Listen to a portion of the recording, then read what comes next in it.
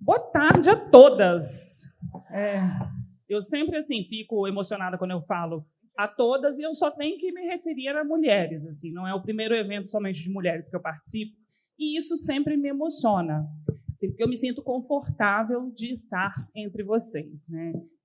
Eu estou aqui, eu sou diretora de engenharia da CESAM, e para a CESAM é sempre uma honra participar e principalmente patrocinar eventos somente de mulheres, eventos inclusivos também, eventos no qual a empresa está próxima da população que ela fornece água e trata de esgoto todo dia. Então, para a gente é sempre uma honra estar aqui e fomentar esse tipo de evento, né? Queria também agradecer a Flávia, assim, eu já chamo Flávia, não sei se ela é minha amiga, mas eu já considero ela uma amiga, assim. Parabéns, amiga, por esse evento que você organiza. Força, não deixa a peteca cair. Você faz um trabalho muito importante e você inspira e incentiva muitas mulheres, principalmente com o objetivo principal aqui que vocês têm, de fomentar também o empreendedorismo e também um protagonismo feminino. Acho que essas são palavras que a gente não são demodê, a gente tem que estar lutando para isso todo dia, e esse trabalho ele realmente nos aproxima, né? Parabéns, Flávia. Bem, me convidaram aqui hoje para moderar esse painel que fala sobre o futuro do trabalho, né, inclusão feminina nesse novo tipo de trabalho. E eu percebo assim que as relações de trabalho elas estão se alterando, né? A gente viveu por obrigação um momento de mudança no trabalho, que foi a pandemia, e isso obrigou a gente a rever a nossa forma de atuação, e isso incentivou muito o trabalho híbrido e também o trabalho remoto, né? Isso mudou as nossas relações forçadamente com o trabalho, mas hoje isso já não existe mais. Mas a gente percebe que todas essas alterações tiveram um impacto, sim, na vida das pessoas, né? E principalmente, assim, até olhando a reflexão da nossa palestra anterior, assim, hoje a gente escolhe, tem a oportunidade de escolher com que aquilo, e principalmente essa nova geração, com aquilo que a gente quer trabalhar, porque a gente tem valores, né? Essa nova geração tem muitos valores, e isso faz com que isso delimite qual a carreira que elas vão seguir. Que diferente assim da minha idade, eu vejo das pessoas que são ainda anteriores a mim, que são obrigadas a trabalhar, né? Hoje, apesar de ser uma necessidade, você tem a oportunidade de escolher em qual ambiente de trabalho. E o que a gente pode fazer para esse novo ambiente de trabalho, muito mais inovador, e a inovação faz parte do nosso dia a dia de trabalho, e até com novas ferramentas. Assim, eu estou com muita expectativa do que a Lucila vai falar sobre inteligência artificial, porque isso hoje já faz parte do nosso dia a dia, e o quanto que isso vem trazer mudanças também para a carreira. Mas o que eu percebo é que todas essas mudanças assim, no ambiente de trabalho têm repercussão principalmente para nós, que somos mulheres, né? Isso afeta. Como que isso afeta? E esse que é o objetivo aqui hoje desse painel. Como que esse novo ambiente de trabalho afeta nós e o que a gente pode fazer para estar mais preparadas para esse novo ambiente de trabalho, né? Então, acho que hoje o nosso diálogo vai rodar um pouco sobre isso. E aí, antes da gente entrar nesse assunto, vou falar sobre também o que a gente, como empresa, não sei se vocês aqui representam empresas, ou se são donas da sua própria empresa, já fica aí a semente para vocês, o que vocês podem fazer realmente para fomentar a inclusão feminina nos ambientes de trabalho, né? E, principalmente, o que a gente pode fazer para desenvolver as mulheres, não só trazendo mais representatividade, né, dentro das empresas, mas para trazer também mais paridade, mais inclusão, e, principalmente, a inclusão não só em cargos que devem ser ocupados, mas sim em cargos de alta liderança, né? Eu trabalho hoje na empresa, na CESAM, e desenvolvo um trabalho que a gente tem lá, que é o CESAM por Elas, né? Tem até o Por Elas aqui da Rede Gazeta, mas eu comecei a liderar esse trabalho no ano passado, chamado CESAM por Elas, que é um programa realmente de desenvolvimento feminino dentro da própria empresa, né? A gente tem 1.300 funcionários, hoje 1/3 desses funcionários são mulheres, né? E a gente é uma empresa de engenharia, né? Muito masculinizada. E esse trabalho realmente mostrou para a gente a força que a gente tem, a possibilidade também, e o incentivo da gente ocupar mais cargos. A gente tem cargos, por exemplo, que antes não eram ocupados exclusivamente por homens, como, por exemplo, operação de estação de tratamento de água, operação de estação de tratamento de esgoto, que era exclusiva por homens, e hoje a gente já tem ali mulheres coordenando esse trabalho. E também fomentar que mulheres participem também e ocupem cargos de liderança. Eu sou diretora da empresa, são 4 cargos de diretor, mas a gente tem ali, sim, uma pessoa feminina, e não é qualquer pessoa feminina. Eu já milito aí na área de saneamento há 15 anos, sou uma pessoa capacitada, tenho competência para estar onde eu estou, né? Então, ocupar, sim, cargos de liderança. E aí, pensando nessa vertente, e nesse programa que a gente desenvolveu no ano passado, e aí a gente teve ali uma série de workshops, não foi um programa, foi feito por mim, mentalizado por mim, mas foi feito para a característica das mulheres dessa empresa. E aí a gente fez uma enquete até antes, falou assim, o que você gostaria de desenvolver? Assim, que tema você gostaria de trabalhar dentro da empresa? E a partir desse feedback que a gente teve, a gente planejou ali alguns workshops, fizemos 3 workshops durante o ano, e aí tivemos um evento de abertura, de encerramento com coquetel, isso é muito bom, né? Acho que as conexões, quando você tem um drink ali, está mais próximo, elas acabam se tornando mais fortes. E, principalmente, a gente criou um ambiente de ouvir as histórias dessas mulheres, e isso é muito inspirador.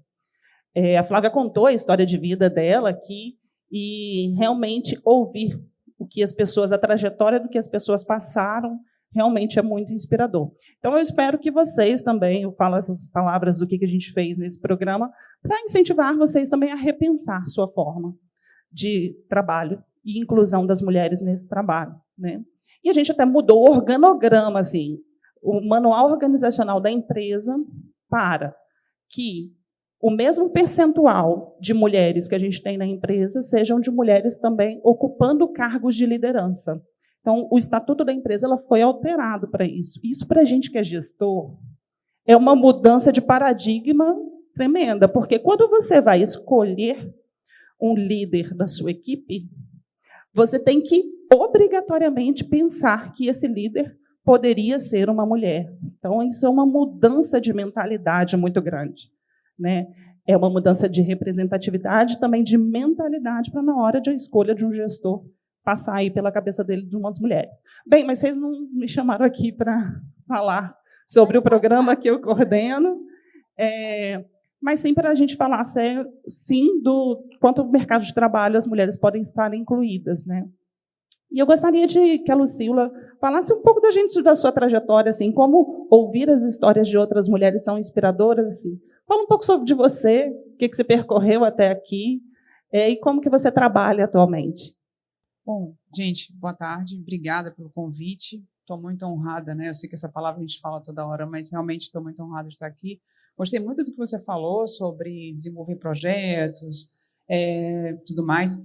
Eu comecei com a IA generativa logo quando o ChatGPT foi desenvolvido, e até hoje eu nem sei, no final das contas, porque um pouco eu sei. Meu pai criou a primeira escola de informática de São Paulo, do Brasil, privada, só existia do governo. Ele criou essa escola de informática, nem existia, eram códigos, não existiam Windows, né, mais de muitos anos atrás. E eu vi meu pai crescendo do zero e construindo esse projeto tecnológico e tal. E eu, na verdade, sou da área de marketing, mas como eu vi meu pai crescendo nessa área, e minha mãe professora, então a gente acaba se espelhando nos pais, né, inconscientemente. Quando o ChatGPT surgiu, eu aprendi a trabalhar no meu computador, informática, sozinha. Sempre fui autodidata, puxei meu avô falava 7 idiomas e aprendeu sozinho. Então, assim, eu venho de uma família muito focada em educação e empreendedorismo. Meu pai era um empresário, começou do zero, cresceu muito, então me inspirei nele. E quando o ChatGPT foi desenvolvido em 2022, em novembro, sabe aquela coisa assim, paixão, né, à primeira vista, eu falei, nossa, isso aqui vai fazer alguma coisa diferente no mundo. Eu tive uma intuição que eu não sei explicar, mas eu falei, eu vou seguir. E em 2023, aí logo em janeiro de 2023, eu lancei a primeira agência do Brasil, estavam os menininhos lá nos Estados Unidos, né, no quarto deles lá, abrindo as agências. Eu falei, eu vou seguir esse caminho, né? Eu não tenho 15 anos, mas vamos lá. E aí eu fui e me inspirei e tal, e eles são gênios, né? São muito inteligentes. Eu acompanhava, fazia parte dos grupos, Estados Unidos, Canadá, Austrália, conheço um monte de gente. E aí eu passei 2023 meio que falando sozinha, porque assim, ninguém queria acreditar, todo mundo achava que era moda, que era bolha, tinha um outro gato pingado ali. E nesse meio tempo eu comecei a desenvolver também o LinkedIn. Eu falei, eu vou trabalhar o LinkedIn, aí comecei a projetar ali uma mentoria com advogados e tudo mais, e queria agenciar. Eu comecei a estudar muito autodidata, porque não existe, só para separar assim, né? Existe hoje, todo mundo fala de IA, mas existe uma separação. A IA generativa, que é o ChatGPT, ela está dentro de um guarda-chuva, que é a IA, aí tem o machine learning e tem a generativa que está dentro. Então, quando todo mundo fala assim, depois do hype, né, no Brasil, da IA, todo mundo falava, eu sou especialista em IA, mas às vezes a pessoa é especialista em outra coisa da IA, não só IA generativa, só para, né, encaixar o conhecimento. Então, eu comecei a estudar e como não existia formação, a gente estudava com a documentação oficial das Big Techs, que no caso, na época, era só OpenAI. Então, eu estudei profundamente, autodidata, e aplicando, e criando projetos sozinha e tal, uma empresa aqui, outra ali, mas muito pouco, porque o Brasil só teve realmente uma aceitação, Estados Unidos 2023, Brasil foi 2024, e aí veio o hype, aí todo mundo virou especialista, né, da noite para o dia. Então, e aí em 2024, eu tinha já um projeto, aí eu criei um canal no YouTube também, foi o primeiro canal, a agência de IA, a falar de GPTs, de assistente IA, comecei a ensinar direto, porque os meus clientes não entendiam nada. Então, eu sempre tive como base, primeiro veio a educação, depois veio o projeto. E nos Estados Unidos, eles fizeram isso, eles começaram a aplicar na competitividade ali os projetos. Eu não sei se eu respondi tudo que você queria, mas eu já estou aqui, né, acelerando. Então, mais ou menos contando minha trajetória da IA mesmo. E eles começaram a acelerar os projetos e começaram a piorar a produtividade. E então, todo mundo teve certeza que primeiro vem a educação. Por isso que hoje você vê uma explosão de cursos de Big Techs aí gratuitos, porque eles perceberam que se não educassem, as pessoas não iam conseguir fazer os projetos. Foi aí que eu sempre pensei, tenho que criar alguma coisa para a educação. E em janeiro de 2024, eu fui chamado por um fundo de São Paulo, bilionário, para investir na minha agência e criar uma startup. Fiquei 6 meses nesse projeto, passei pelo que você falou sobre a dificuldade que a gente tem em se posicionar num mercado, principalmente tecnológico, muito dominado por homens. Então, eu sofri muitos ataques, até que eu decidi e falei assim, não, eu vou pausar essa sociedade, vou seguir meu caminho. Criei a Escola IA em julho de 2024, porque eu tinha uma paixão para começar a educar. Então, eu fiquei com a agência AIA e a Escola IA. E por ali eu fui seguindo, né? Recebo constantemente propostas de projetos para a sociedade e tudo mais. E aí eu vim desenvolvendo.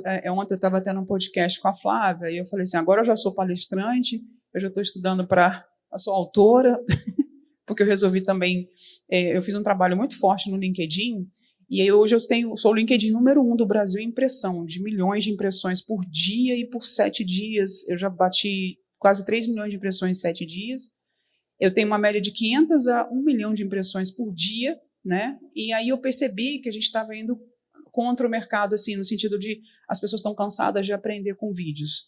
Aí eu resolvi, eu vi muita gente interessada em aprender rápido, né? E a IA tem um fluxo de informação muito grande, eu resolvi customizar a educação, e todos os dias eu estou ali tentando implementar a educação de uma forma que todo mundo consiga aprender rápido, de uma forma mais leve, porque essa parte tecnológica a gente sabe que é muito chato para quem é não técnico, eu sou apaixonada, mas tem gente que não é muito fã, e por isso, quando eu soube que eu vim aqui no evento, e tem um evento no final do mês também em Florianópolis, do Sebrae, para 6 mil mulheres, aí eu pensei, poxa, eu vou criar um livro para mulheres, aí eu estou desenvolvendo um livro também, mas é um livro tecnológico, sabe, assim, tem aplicativos, uma educação inovadora. Então, o meu objetivo é sempre estar inovando ali, né, com os projetos de educação, mas a parte prática, porque a gente não consegue aí só na teoria aprender a IA generativa, né, que quando a gente fala em IA generativa é o ChatGPT, né, são essas LLMs. E, inclusive, aqui no projeto eu trouxe algumas coisas para vocês, assim, para facilitar a educação também. Então, te respondi, você quer...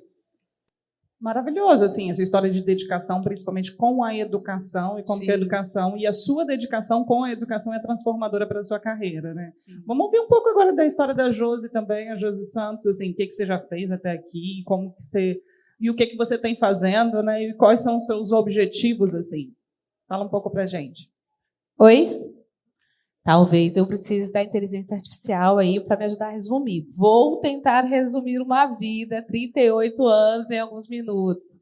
Mas, enfim, sou Josi Santos, hoje eu atuo como diretora executiva do Instituto Córea, que é uma organização social do terceiro setor, mas que não é uma ONG que vive só de doação, né? Então, eu sou administradora por formação e trago para esse universo do terceiro setor essa visão de estratégia e, principalmente, essa visão do impacto, né?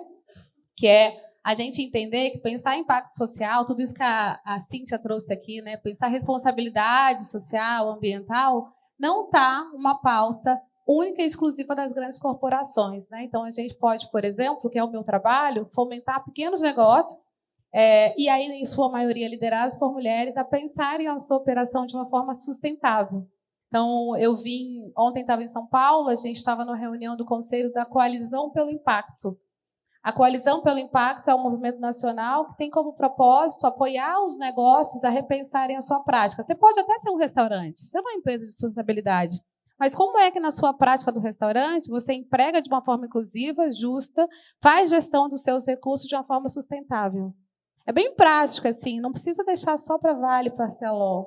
Elas conseguem fazer e ter um impacto maior. A gente também, como pequenos negócios, e principalmente vocês mulheres conseguem também. E aí, o meu papel hoje como diretora executiva é apoiar, né, e liderar principalmente uma equipe que é majoritariamente formada por mulheres, de gestoras de projetos, em todo o Brasil, pensando esses programas. Então, por exemplo, o Sebrae Delas, que é o Sebrae Delas de Santa Catarina, é nosso cliente, né? Se eu for falar, eles são nossos clientes há 5 anos.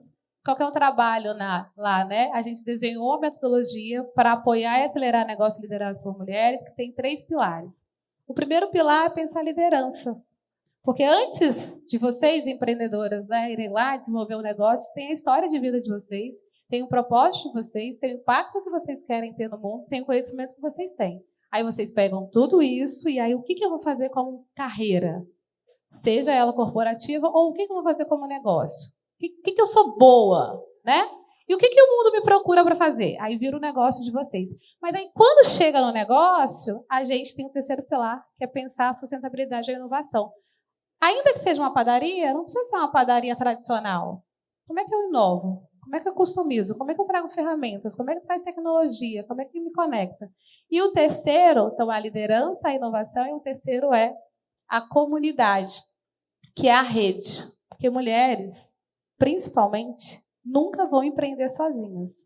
E aí, isso aqui é a representatividade do nosso Canvas do empreendedorismo feminino. Vocês podem buscar lá. Canvas do empreendedorismo feminino. Está disponível na internet. A gente desenvolveu como metodologia. Vocês fazerem um exercício do negócio de vocês.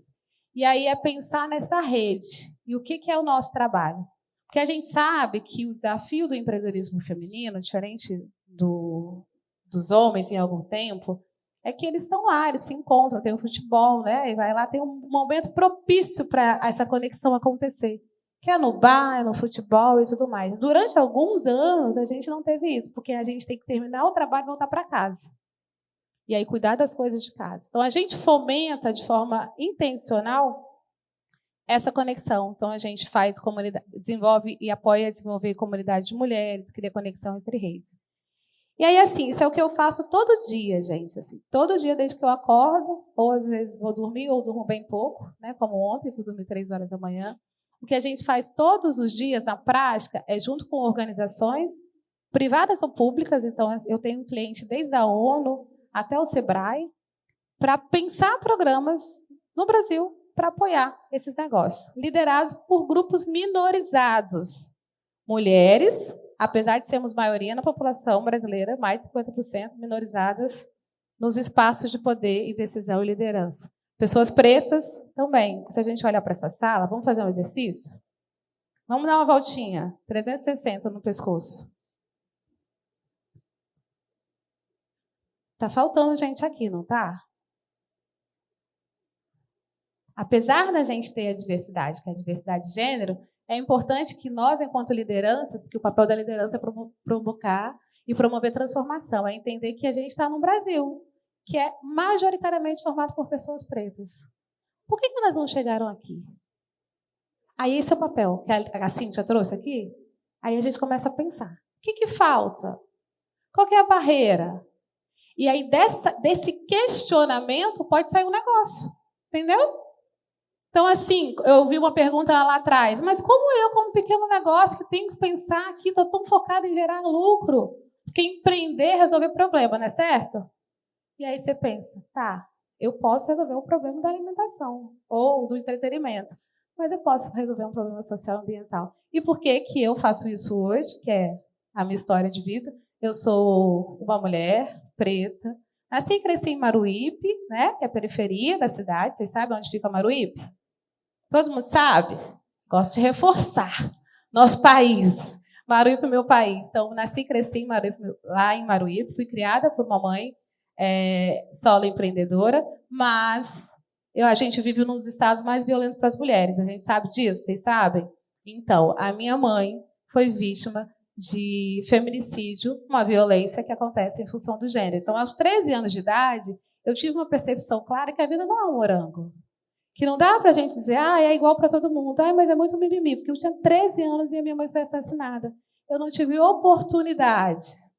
Eu não tive nem o direito de dizer assim, se esforça que você consegue. Porque a desigualdade ela faz isso na vida das pessoas. E aí, como se não bastasse a violência em função da desigualdade, meu pai também foi assassinado numa briga de bar em função de um colega que estava armado. Então, isso, ser essa pessoa, faz que quando eu vou para o mundo, quando eu tenho a oportunidade de ir para a academia e estudar, eu escolho fazer alguma coisa para além dos 4P de marketing, que eu poderia até fazer. Mas eu acho um pouco injusto, né?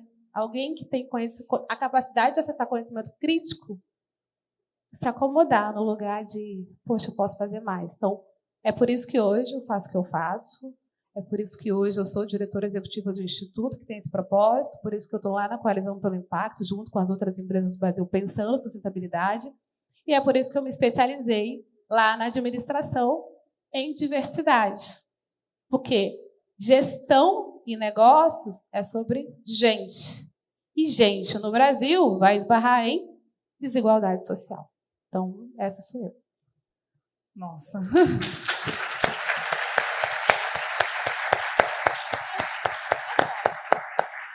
Que marcante, impactante, comovedor, assim. Foi comovente ouvir sua história e, principalmente, seu ramo de atuação, né? De superação.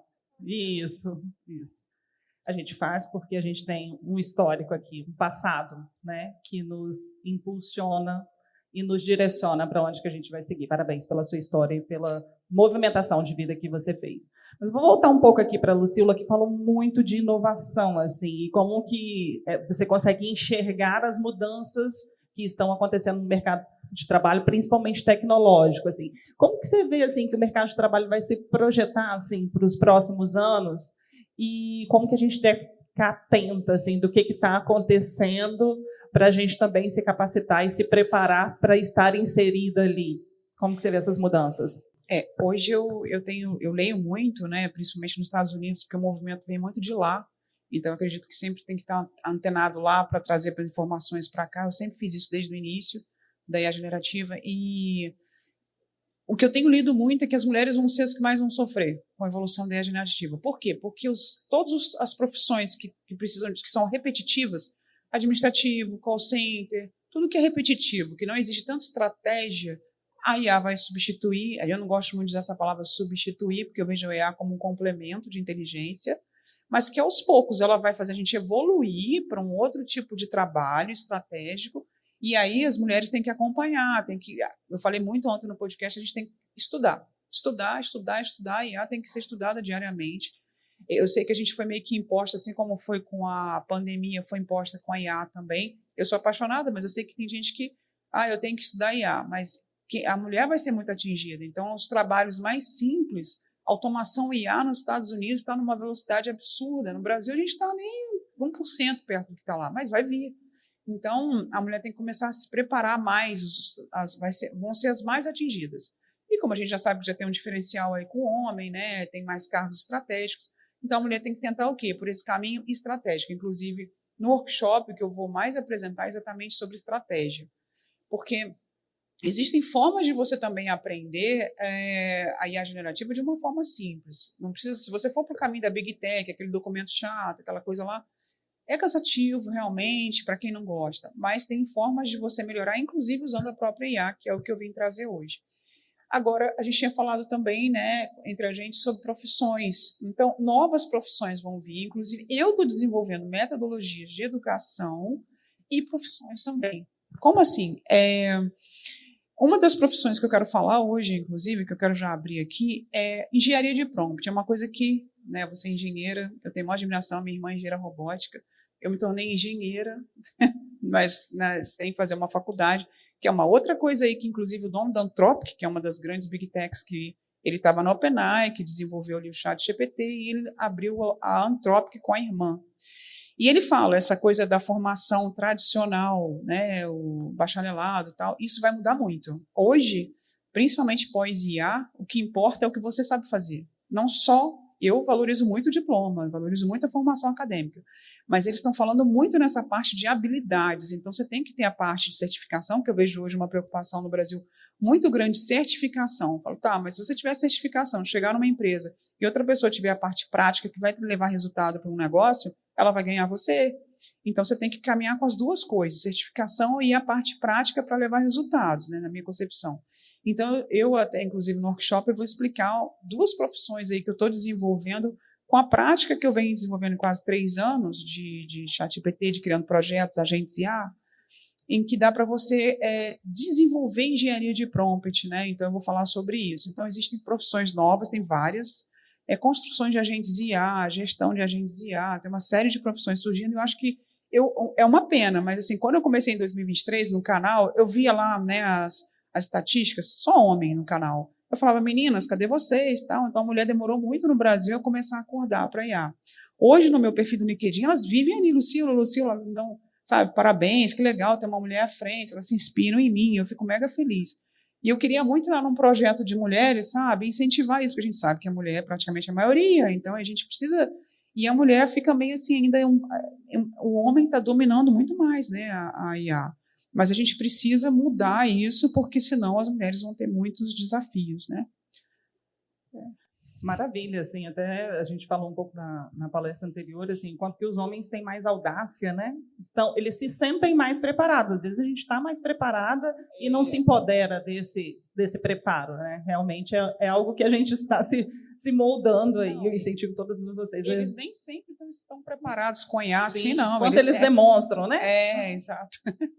É porque a mulher se joga menos do que eles, às vezes, né? Maravilha, assim, até a sua forma assim, de enxergar o mundo ao redor, enxergar aquilo que está acontecendo em outros países, como que outros países mais desenvolvidos estão trabalhando, para como que isso pode chegar até aqui, a gente já está preparado para essas mudanças que certamente vão vir, né? Parabéns. Josi, vamos voltar para o assunto de inclusão. Assim, acho que você tem se dedicado, até pela sua história de vida, de trabalhar muito a inclusão de gênero e de raça assim, dentro das instituições, independente o recado que você trouxe, assim, independente do tamanho da sua empresa. Né? Se você está ali trabalhando sozinho, se você está numa multinacional, se você está numa empresa que realmente tem qualquer tipo de impacto, você tem, sim, impacto ambiental e você pode estar trabalhando a inclusão. E o que eu percebo é que a inclusão, assim, ela depende de mais quantidade de vagas, mas também de ocupar espaços de liderança. Assim. O que as mulheres têm que fazer para ocupar assim, mais espaços de lideranças dentro das organizações e até dentro do seu próprio empreendedorismo individual do que ela está fazendo? Bem, o bom é que essa pauta é todo dia, tá? Ontem, acho que é importante trazer sobre essa questão do papel de gênero. Ontem a gente estava lá numa discussão, lá no conselho, falando sobre um caso que foi divulgado na rede social, tinham 2 fotos, assim, e eram fotos que representavam o movimento das crianças durante o intervalo do recreio na quadra de futebol. E aí essa imagem, ela representava que um espaço ocupado pelos homens era na totalidade da quadra, e o espaço ocupado para as mulheres era na periferia, na borda da quadra. Isso fala muito sobre os papéis sociais de gênero, né? Que são incentivados desde a infância. Então, às vezes, eu tenho 38, assim. Às vezes a gente está na nossa vida adulta, parece que o comportamento que a gente tem é único e exclusivamente por uma questão individual. Mas não, é só reforço de papel de gênero mesmo que a gente tem ao longo de toda a vida, né? Ao longo de toda a vida, por exemplo, quando a gente vê um homem muito mais ali, ousado, às vezes, como você falou, né? Às vezes ele nem tem tanto conhecimento mas ele é muito mais incentivado ao desafio, ao teste, ao erro, do que muitas vezes nós, mulheres, né? A gente tem que estar sempre muito prontinha, desde da infância, preparadinha, arrumadinha, né? Porque a gente tem que colocar o saltinho, a gente tem que colocar aquilo para estar pronta. Os meninos não. Nem sempre é assim. E aí, isso reforçado ao longo da vida chega no mercado de trabalho. Não vai ser diferente. Então, se a gente tem aquele colega de trabalho que acha que qualquer vaga é para ele, inclusive quando a gente desenvolve, né, Cíntia, a gente divulga vaga exclusivamente para as mulheres, e aí não invariavelmente a gente tem homens que se inscrevem também. Olha, mas por que isso acontece? É porque eles se sentem preparados para tudo. Imagina. E nós, mulheres, para ocupar um espaço, meu Deus, para eu poder falar de um tema, e aí se é uma mulher preta, eu tenho que ter habilidade no tema, eu tenho que ter MBA. Eu estou fazendo Fundação Dom Cabral agora, né? Porque eu falei, eu tenho que ter Dom Cabral no meu currículo, né, amiga? Porque se eu não tiver Dom Cabral no meu currículo, quem sou eu para falar sobre esse tema? Porque esse é o que é cobrado. Aí, quando a gente fala sobre o papel das mulheres, né, no espaço, no mercado de trabalho, a gente está pronta. A gente já está pronta, né? A gente já está aí. Somos a maior parte da população. O que falta é nos ambientes que a gente tenha um trabalho de uma cultura inclusiva, e aí isso passa pelo papel das lideranças, masculinas, femininas, independente do gênero, mas para a gente fazer isso, a gente tem que estar aberto para a consciência. E aí o que a gente está trocando, que são nossas próximas parcerias, né? E é levar um trabalho sobre diversidade e inclusão, sobre os viés inconscientes que fazem lá no dia a dia, quando você está lá no cruzamento na Jardim da Penha, e se o carro cruza você e te fecha, aí você vai lá e vê com uma mulher, e a resposta é, mas só podia ser mulher. Viés inconscientes. Ou quando a gente fala assim, mas a mulher não é tão boa em tecnologia, né? Mulheres não tão boas em matemática. Viés inconsciente. A gente é boa, sim. Porque o que faz uma pessoa boa? Sentar, estudar, praticar, repetir, ela vai ficar boa. Posso te falar uma coisa? Quem criou o ChatGPT foi uma mulher. E aí? A Mira Murati. Não, mas quem aparece no mundo inteiro? Sam Altman, que é um homem. E aí o que a gente influencia. Então, o que falta é que, por exemplo, a gente tem aqui um case de uma mulher que está lá, a gente tem uma mulher na engenharia. O que falta é a gente replicar esses cases e evidenciar esses cases para que a gente vá se sentindo falta. É possível, a gente pode. Mas assim, gente, mulheres no mercado de trabalho começaram a empreender desde sempre. Na minha família, o empreendedorismo era opção. Minha mãe era uma mulher preta, da periferia. Tinha que alimentar as filhas. Então, o empreendedorismo não começou agora, as mulheres estão empreendendo mais. Estão empreendendo desde sempre, desde a época das mulheres pretas, desde a abolição da escravatura. Se a gente for lá estudar, as quitandeiras, estão trabalhando desde sempre. Mas no mercado de trabalho, o desafio é diretamente em relação à cultura. E aí, o que faz a cultura, dentro e fora da empresa, cultura que a gente tem na sociedade. Sabe, a novela Vale Tudo? Sabe lá? Onde estão as mulheres nessa novela? Vamos analisar. A gente tem lá a Maria de Fátima, aí a gente tem a dona da empresa, aí a gente tem como que é o papel da Thaís Araújo? Eu não vejo novela. Thaís Araújo. Ninguém vê a novela Vale Tudo? Não sei. Ela é empreendedora. E aí a gente começa a trabalhar a cultura, que é o quê? Se ver neste lugar. Assistir novela não é pecado, tá, gente? É estudar mesmo, é comportamento social mesmo, assim. É entretenimento também, porque é bom, né? A gente trabalha pra caramba. É possível, sim. Tá permitido ver a novela. E aí, ninguém vai ser menos inteligente ou qualquer coisa por ver a novela. É necessário. Porque criatividade é desenvolvida no momento de ócio. Aí, continuando, a gente falar sobre o papel da liderança em trabalhar de forma consciente, né? Apresentar isso. Olha, isso aqui é um viés que a gente tem, isso reforça. Hoje mesmo, lá no Slack, que é uma plataforma que a gente utiliza para trabalhar remoto, uma equipe 100% remota, né? Brasil todo. E aí a gente tem lá um material que a gente ia divulgar, um e-book, nas pequenas coisas. E é o perfil empreendedor. O perfil do empreendedor. Aí eu fui lá na equipe e falei, não, gente, o perfil da pessoa empreendedora. É detalhe, né? Mas quando você fala o empreendedor, você já reforça o gênero. Quando você fala o líder, você já reforça o gênero. Aí você troca, você fala liderança. Então, assim, são nesses pequenos detalhes do dia a dia que a gente vai trabalhando isso e vai reforçando. Representatividade, encorajar. Eu tenho uma equipe, né, majoritariamente feminina, a gente tem que trabalhar. Estava falando com a Janice lá, ó, que é a próxima que vai falar, saúde mental. Janice, a gente tem que fazer um workshop lá na empresa para encorajar aquele time, para colocar, ó, vão lá, e eu fico ali como liderança o tempo todo reforçando elas, porque elas já estão prontas. Porque na minha empresa é majoritariamente feminina. Mas a empresa que não são, o que a gente faz? Vai lá, faz letramento. Com as mulheres? Não, com os homens. É a gente que tem que ficar mais forte? É a gente que tem que... A gente já está, mas aí a gente esbarra numa cultura de assédio moral, sexual, discriminação, viés, porque o gestor acha, né, aquela pessoa acha que a mulher não está preparada, mas o homem branco mediano está prontíssimo para ocupar o lugar. Entende? Eu acho que uma coisa bem importante para hoje, vocês não podem sair daqui achando que o problema está em vocês.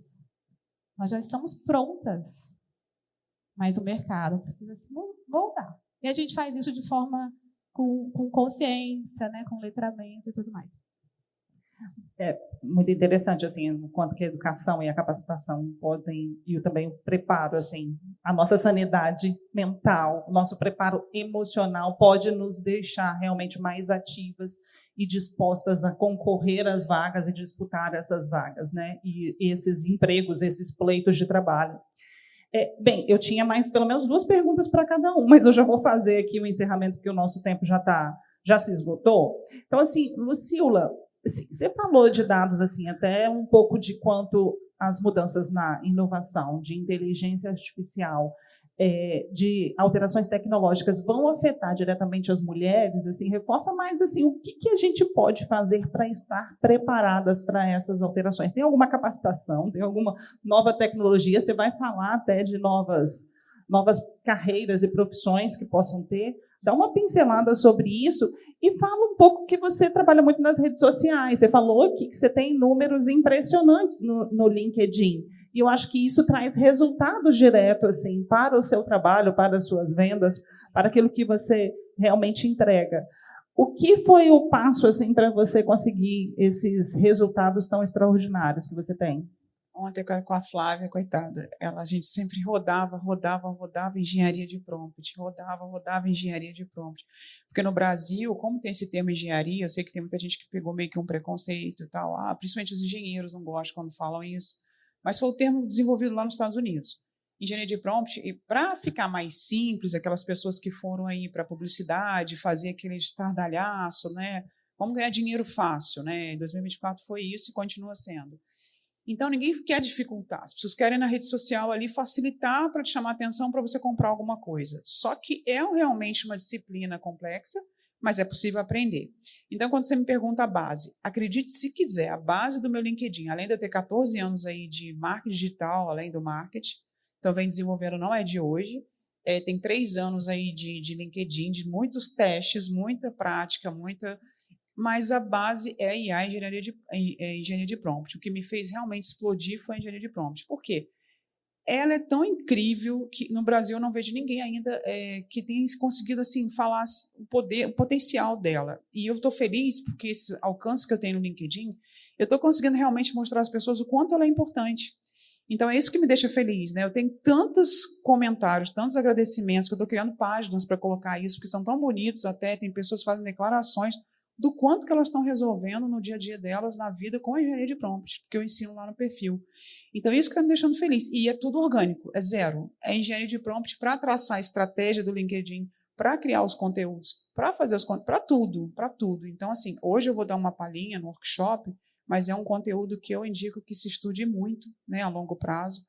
Então, esse é o diferencial. A mulher, o que ela deveria fazer hoje para começar a se diferenciar, seja dono do seu negócio, o que for, engenharia de prompt. E a gente está tão evoluído nesse tema, que é engenharia de prompt, engenharia de contexto, dados, ela já vem evoluindo. Lucila, mas eu não sou técnica, mas vai precisar entender, porque se a IA está dominando o mercado e vai dominar em geral, eu já enxergava isso, para você falar com ela, você precisa da engenharia de prompt. Então, não tem muito o que fazer. Tem muita gente, inclusive a Miriam Murash, tentando facilitar isso. Inclusive, eu queria falar da história dela, já que a gente está falando sobre isso. Ela conseguiu um feito histórico. Na empresa que ela saiu do OpenAI, provavelmente machismo, né? A gente já imagina isso, porque ela foi convidada para abrir a própria empresa também. Essas pessoas muito, né? Tem um amigo que ele fala que as pessoas que sabem muito em engenharia de prompt e IA generativa vão ser leiloadas, daqui a pouco já estão sendo, né? Pelo menos nos Estados Unidos já são. E aí ela criou uma empresa onde os investidores não decidem nada. Isso é histórico. Só ela decide. É incrível isso, porque ele só põe dinheiro e ela fala, e ela manda. Eu achei, sabe, é incrível, né? Então, tipo assim, por quê? Porque na IA é muito difícil, então os investidores não entendem, então ela que tem que decidir o que vai ser feito ou não, mas eu achei isso tão histórico para a mulher, né? Então, voltando nisso, eu acredito que a base é a educação, engenharia de prompt. Quer começar? Não sabe por onde começar? Começa com as Big Techs, os conteúdos gratuitos. Por exemplo, meu perfil tem conteúdos a cada 15 minutos, dá para você aprender muita coisa, e eu também tenho os meus projetos que eu vou apresentar depois, né? Muito obrigada. Maravilha, tá? Pelas suas dicas. Eu já quero me dedicar um pouco mais na engenharia de prompt aqui. Vamos lá, Josi. Assim, acho que se eu pudesse traduzir assim, tudo que você falou e indicou, eu ia falar de empoderamento aqui. Assim, uma única palavra é o quanto que você nos empoderou de estar onde estamos, de buscar mais, de que somos capazes e de que temos um mercado que tem que estar aberto para a gente. Assim. Então, fala um pouco mais sobre isso, assim, o quanto que as instituições têm que estar voltadas para a inclusão, o quanto que essas empresas também vão se destacar se elas estiverem abertas para a inclusão e o que a gente tem que fazer para estar ali atendendo e estar ali inseridas. Vou colocar no chat GPT. Vou pedir ajuda. Mas, assim, a gente precisa, né, eu acho que enquanto lideranças das nossas organizações, é importante entender, e aí a Cíntia bem falou, a gente vive momentos diferentes, né, gente? Então, assim, na minha época é agora, gente, pelo amor de Deus, não estou no museu, estou viva, então a nossa época é agora. Na nossa época que é agora, a gente tem uma geração muito mais consciente. Então, a gente tem, diferente da nossa, que aí cresceu e suportou um monte de coisas, a nova geração ela vem mais consciente, ela vem assim, olha, não estou suportando qualquer tipo de tratamento, não quero trabalhar com uma liderança, seja ela feminina ou masculina, que me assedia. Olha que eu não tenho possibilidade aqui de conciliar minha maternidade ao meu trabalho, porque tem que escolher. Então, assim, por todos esses motivos que a gente está, de fato, muito mais empoderada dos nossos direitos, a gente, enquanto liderança nas organizações, tem que repensar qual que é a experiência de trabalho que eu quero promover. Porque no final do dia, gente, o que a gente quer, de fato, é lá o resultado financeiro, não é? Todo mundo quer. Combinado aqui? Somos empreendedoras e lideranças, a gente quer. Mas como é que ele vai ser alcançado? Com as pessoas que trabalham, que produzem, que se engajam, que inovam. Mas como é que alguém vai inovar na minha organização se ela tem um ambiente tóxico para trabalhar? E aí a Janice vai trazer depois. E aí eu não posso ser mulher por ser mulher, sabe? Assim, eu sou discriminada, não sou reconhecida.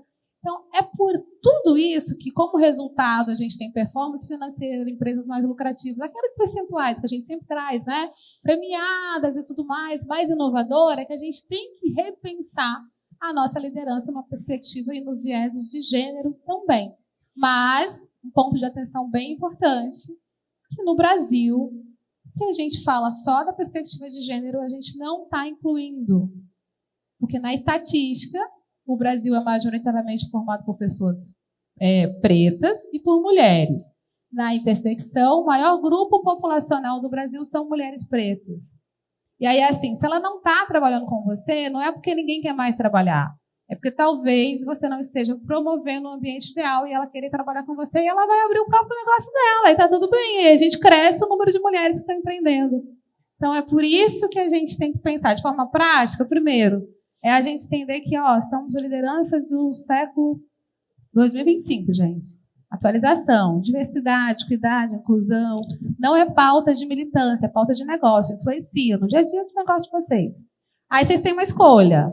Ou eu não vou fazer, porque isso é pauta de militância, aí vai ficar obsoleto no negócio, ou eu vou fazer e vou tornar isso o diferencial competitivo do meu negócio. Tá bem?